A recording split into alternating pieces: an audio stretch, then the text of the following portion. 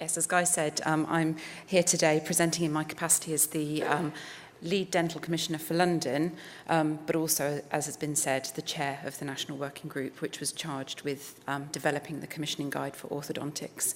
And I suppose just sort of qualifying my interest in orthodontic commissioning, one, because I've been involved in it for a long time and can see and understand and appreciate the frustrations that exist from both a commissioning perspective, but also increasingly from the conversations, the engagement that we have, understanding it from the provider perspective. Two, because I was a very grateful recipient of NHS treatment as a child myself. I would look quite different, I think, if I was stood here today without it.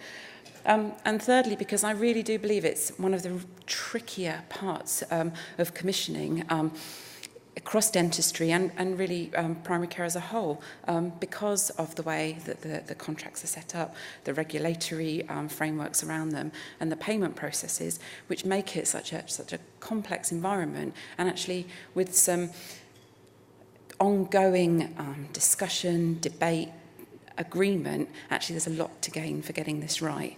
We can't ignore what we've heard so far about the quality, the throughput, the way that providers continue to deliver in this context. And I think, you know, some of the issues that have been in here for a long time, we're getting closer, or there's greater appetite to bring them to conclusion. I was going to say that I was grateful to Colin for inviting me to present here this morning, but I think when you look at the enormity of the issues and certainly the sense in the room of some of the frustrations that play out at an individual provider level, I'm not too sure I will be by the end, but I'll take you through my presentation. As I said, I'm going to give you sort of my view of the challenges that the ongoing implementation of the commissioning guide poses, taking into consideration some of the strategic and more operational issues, as well as the opportunities that we now face.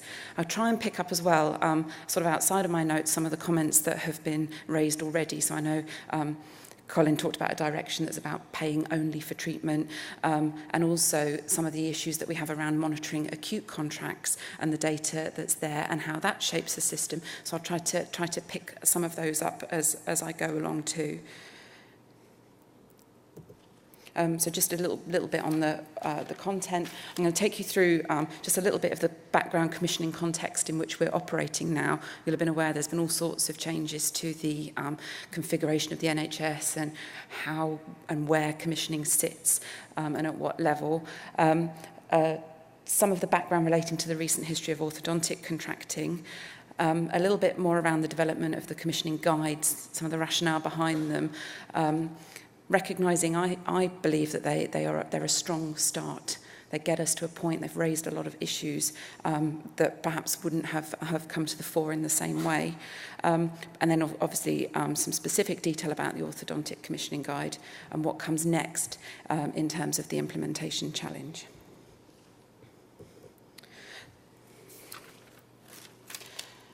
So underpinning any NHS commissioning conversation currently is the 5-year forward view. So I just was going to draw your attention to this. It was produced in October of last year, and it reminds us all of the significant financial challenge that the NHS is facing and the action that is required across the whole system to continue to move towards sustainable solutions. So within this, as I show here, we're charged with tackling variation, reducing waste, implementing best practice and ensuring clinical leadership. So these points played out in a national commissioning guide, but I think these are points that they featured certainly in the conversation that we've had in the development of the commissioning guide, but they also feature in how we think about moving forward.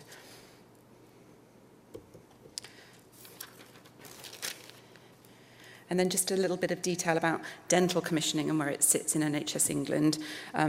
NHS England has the direct commissioning responsibility for all dental services. So that includes primary, community, hospital services, urgent and emergency dental care, and all the different contract forms, those within primary care, the NHS standard contracts with acute providers, and highlights obviously the specialist pathways within those.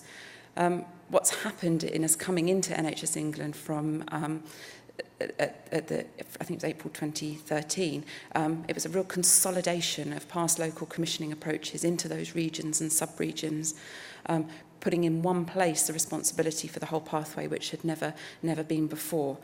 So although that was a particular challenge, it did provide us for the first time with a greater opportunity to look at how perhaps resource can be best utilised, shifted across pathways or within regional geographies to best meet need.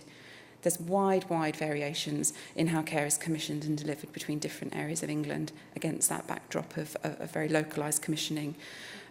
There is an ongoing requirement for a consistent and coherent approach, and I think the development of the suite of commissioning guides within dentistry are a direction and an indication about how that is being taken seriously. So just to give you a little bit of flavour about London and what that meant for us, London in the PCT days had 31 former commissioning organisations, and they, with the outset of NHS England, were brought as a single London region commissioning team, and that was into a single location in London. So dental budget in the region of £600 million in London, and there'd been a wide variation in the historical commissioning priorities and budget allocations. So you'd see that in right from access to primary dental services, but particularly around access to acute services and the intermediate pathways in between. The slide there shows the complex provider landscape. We've got over 1,400 primary care dental contracts, over 90 specialist orthodontic contracts, 17 acute contracts with trusts across London, and 12 CDS contracts. And within that, our orthodontic spend is shy of £60 million, and that's across a range of specialist providers in acute and primary care settings and non-specialist providers within GDS. So it gives you an idea of the scale and the point at which we're trying to have these conversations and to make sense for the population.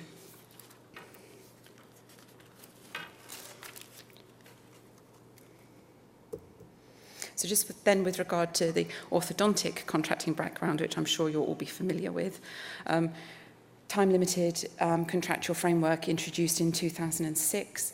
These were PDS agreements with a minimum duration of 5 years, but not really much further information about what happened after that, or what was the intention once those 5 years had elapsed. So what we've seen across the country are previous extensions since 2011, and that prompted the discussions before we became NHS England across London to try to get some consistency there about perhaps what the future commissioning arrangements should look like. So sort of around the 2011-12, a Pan-London Orthodontic Programme Board was established. So it does feel like we've been talking about these issues for a long time. That then was reported in the Securing Excellence in Dental Commissioning document that came out just ahead of NHS England's inception, and that gave a changed emphasis really from what we were looking at in London for some consistency to actually recommending that we needed a national approach to this. That went on, the Securing Excellence Guide went on to prompt the development of the Transitional Guide, which we've talked a lot about this morning. And within that, commissioners were required to have a refresh of their local needs assessments and to look at their orthodontic providers against the national quality and value audits, as Brian and Colin have both mentioned.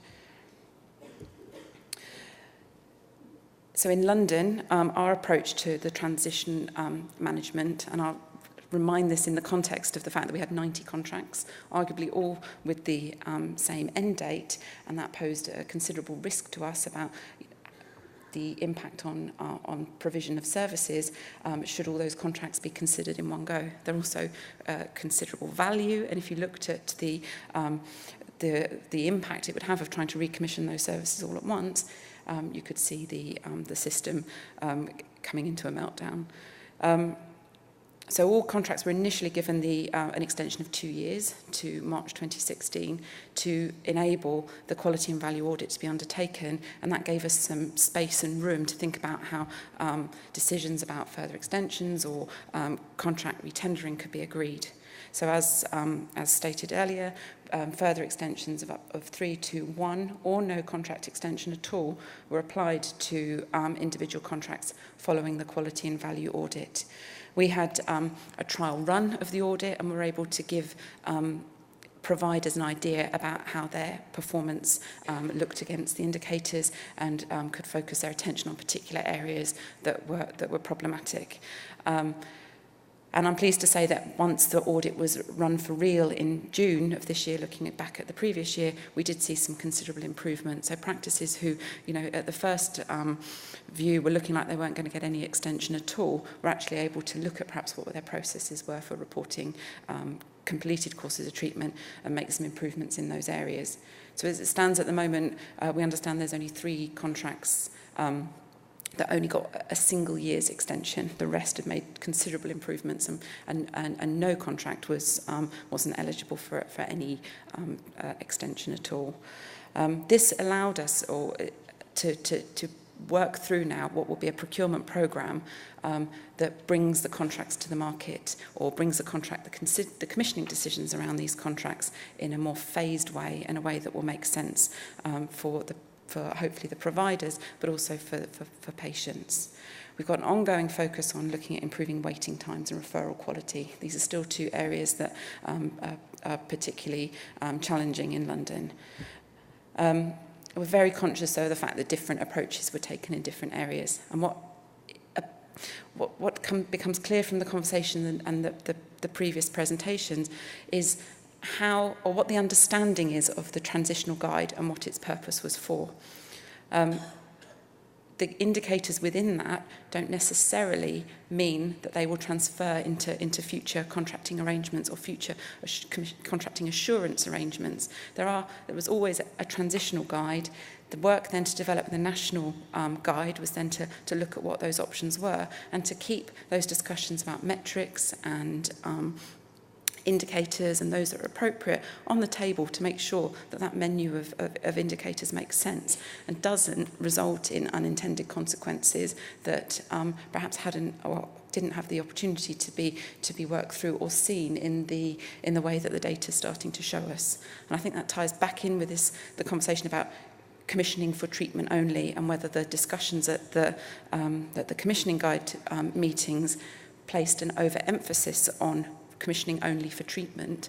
I think it's important that we don't let that be the only message that comes out. I think there is a recognition about the need for patients to be able to be assessed and be able to seek a specialist opinion. Our problem comes with the construct of the contract and how it's remunerated, and suggests that there might be some different ways that could be done should the legislative framework around that be changed at all.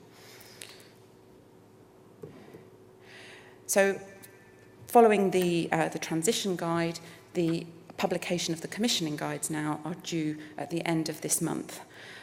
So all of them are, so there's an overarching guide, which the girl with the glasses on the front there, that's the overarching guide, and that covers generic information about the commissioning guides relating to the other pathways. So yes, there was an orthodontic guide, but there's also a guide for oral surgery and oral medicine, for special care dentistry, for restorative dentistry, which will be published at a later time frame. And I'm going to forget the other one, oral surgery, special care, and restorative. That's it, that's 4. I can't count, forgive me. So these guys are due for publication at the end of this month, and will land locally with commissioners, with providers, and will set a challenge now going forward about the implementation phase and what they look like.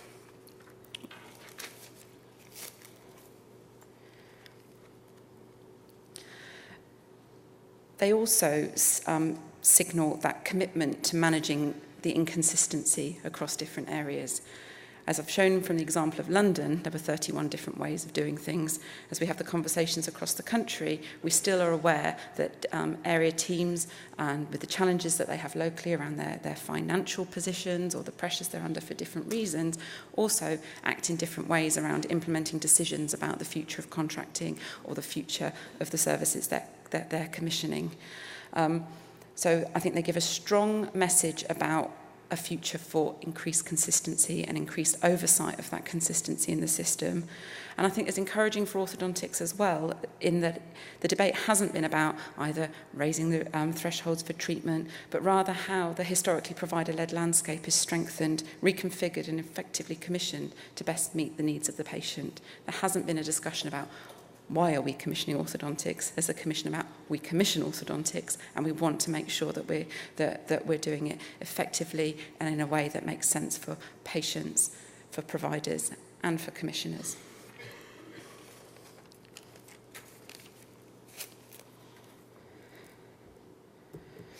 So just reiterate that the intentions to have these guides were set out, as we said before, NHS England came into being, and the particular themes that were set out there they were about improving quality and outcomes, focusing on prevention, looking at equity and consistency in the NHS offer, moving care where appropriate out of hospitals or acute settings, looking for where there was better opportunities for value for money to be demonstrating, maximising efficiencies and better use of skill mix. And these themes play out across all of the guides, and you'll see as we look at orthodontics in particular, how perhaps some of those items have been tackled.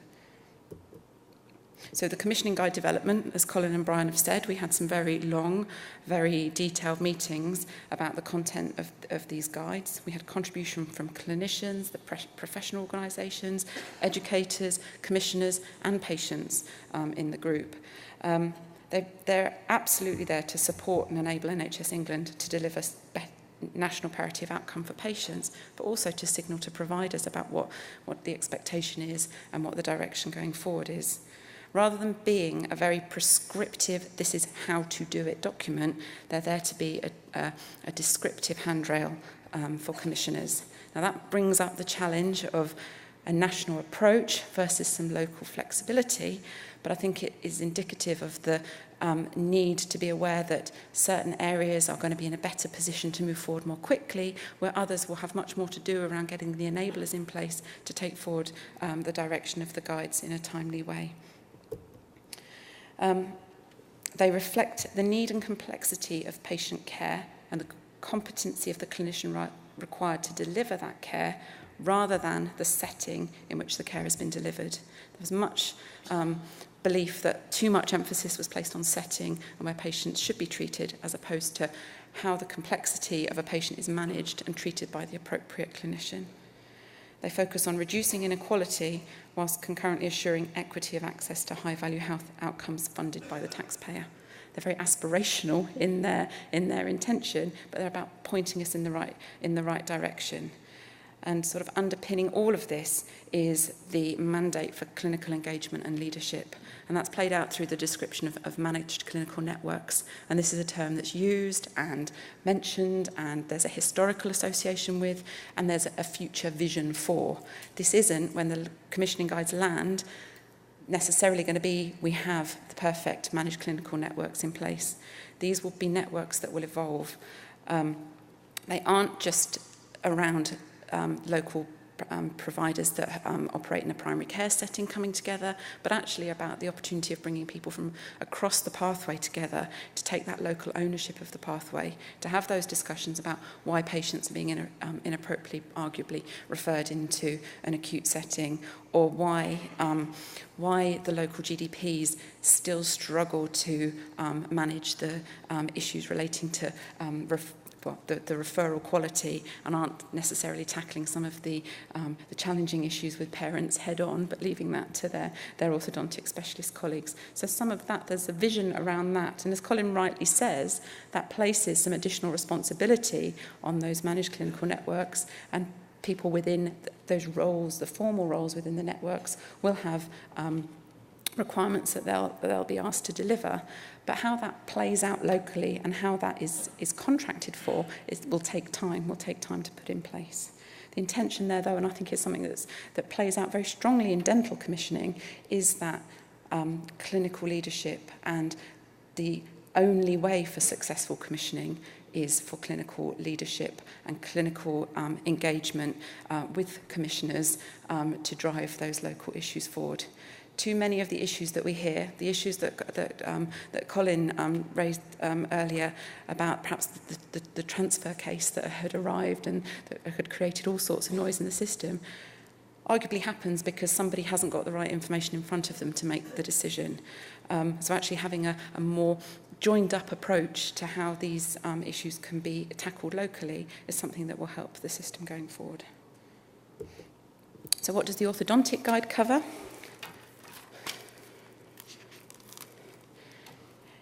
It's brought us out a pathway approach.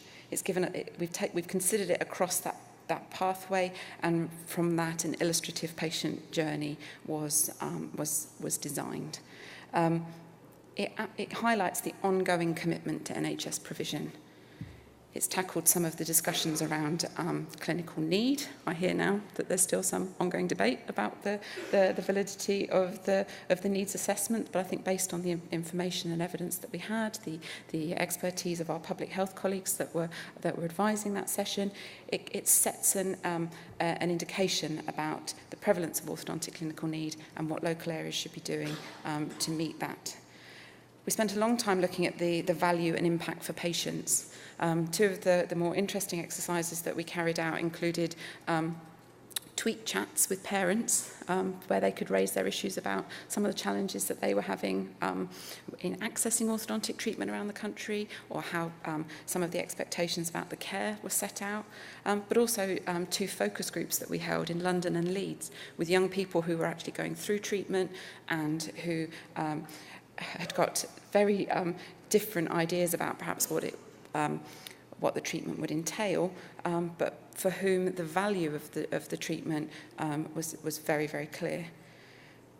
We talked considerably about the workforce, the skill mix, opportunities, the impact that any changes might have on training requirements. And a key issue underpinning the guides has been about making sure that educational issues aren't derailed, that we aren't, changing the way that patients move through the system to the adverse effect of continuing to develop those professionals that will be delivering the services.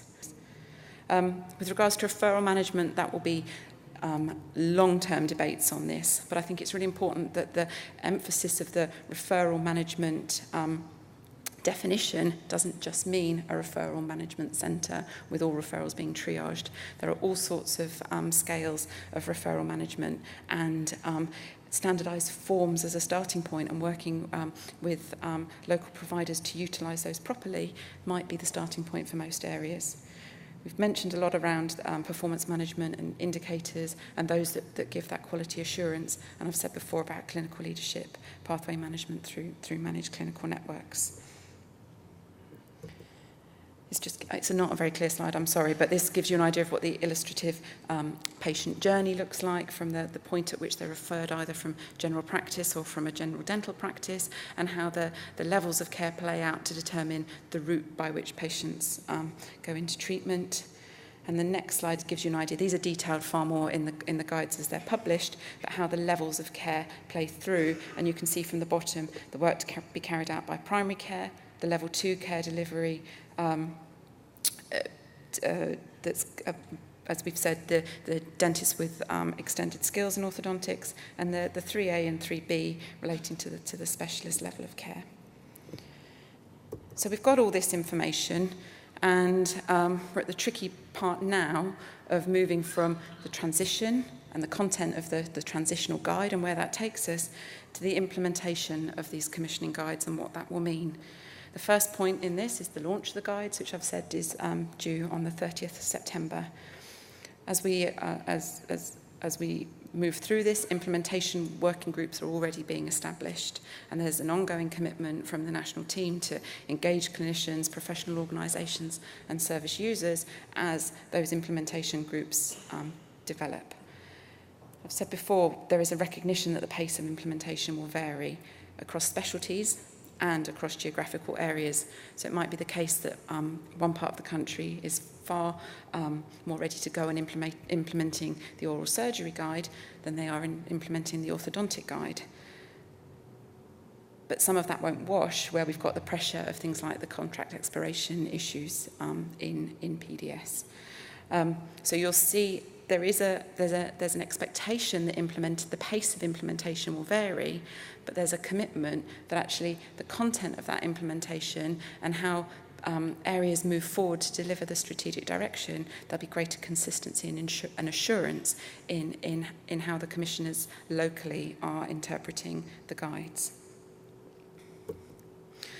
With orthodontics, we've heard it today, a lot of questions still remain. I'm going to get to my notes, I'm sorry.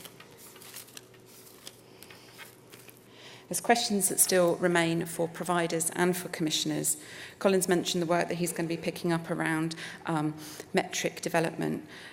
There's an understanding about what are the metrics that contribute to assuring overall performance and delivery of the service, and those that might make sense to be included perhaps within contractual frameworks or to give an indication about your key performance indicators. They're very different approaches and would require a different set of indicators. The indicator 2 that was part of the transitional guide isn't mandated in the commissioning guide. That leaves that opportunity for that conversation to continue, for the ongoing review of how the impact that indicator has had can be refined or changed to make sure that it's delivering what was intended. And I think getting underneath the points that you've raised today around the drop-off in younger children attending or the opportunities for interceptive care need to be considered carefully. The improving of the quality of referrals, as we've said, there's work to do around that. What will that look like? Is it a single referral form for the country? And how do we learn from these case studies of perhaps where referral management centres have been in place and perhaps the outcomes haven't been quite what was intended? There'll be a big issue around how contract close down is managed, particularly with regard to patients in treatment, and similarly with transfer cases. This all has an impact on how discussions around contract extensions and the future durations of those contracts are played out.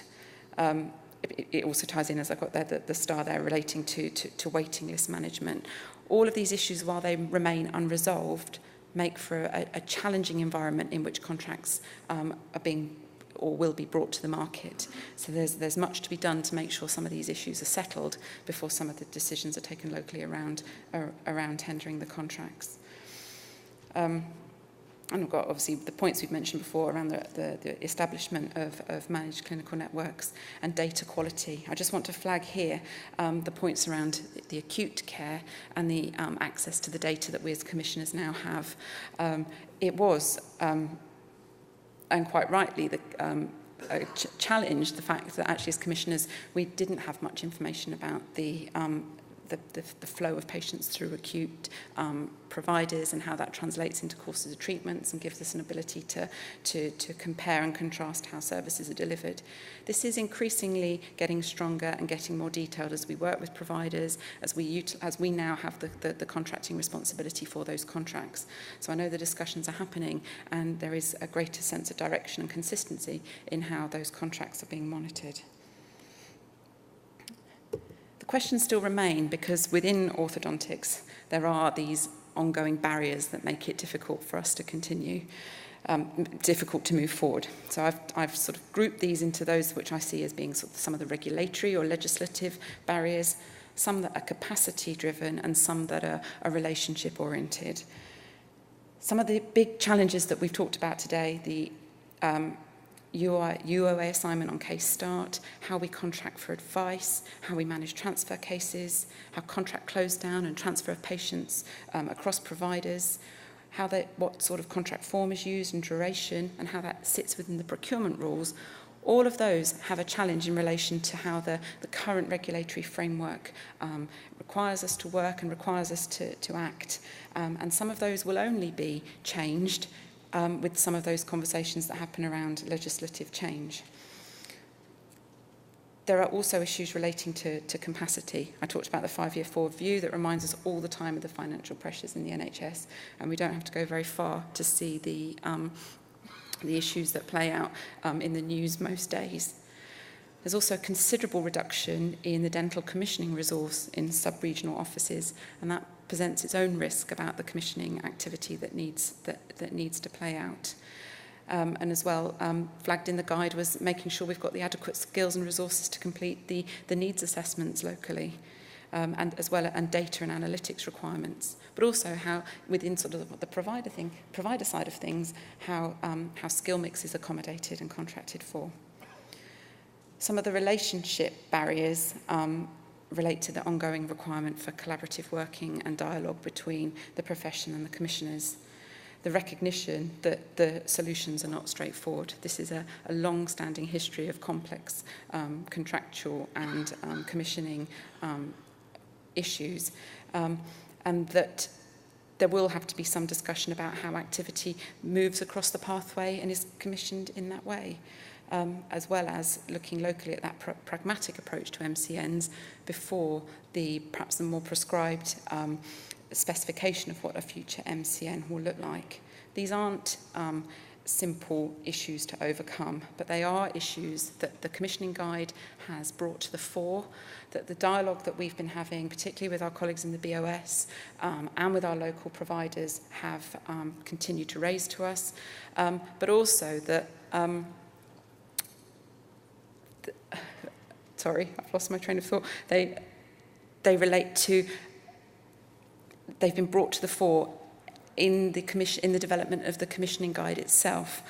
The commissioning guide, therefore, is a useful tool for us in pushing for the changes that we need to bring the changes locally.